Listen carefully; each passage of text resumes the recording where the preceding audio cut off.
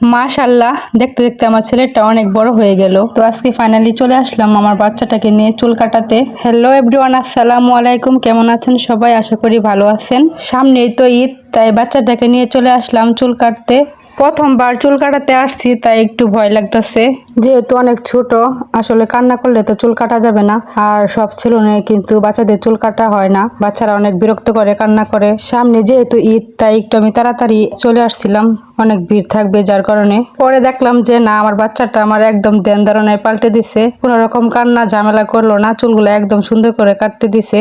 মাশাল্লাহ মাশাল্লাহ, সেলুনের ভাইটা অনেক ভালো ছিল, আমার বাচ্চাটাকে অনেক যত্ন সহকারে চুলগুলা কেটে দিছে। তো এখন দেখেন আমার বাচ্চাটাকে শেভ করে দিচ্ছে, আমার খুব হাসি পাইতেছে।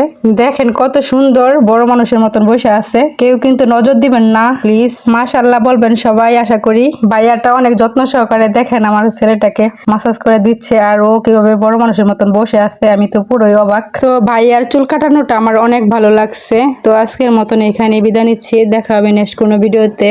আমার বাচ্চার ভিডিওটা যদি ভালো লাগে তাহলে অবশ্যই আমার চ্যানেলটিকে সাবস্ক্রাইব করে একটা লাইক করে সুন্দর একটা গঠনমূলক কমেন্ট করে যাবেন। টাটা।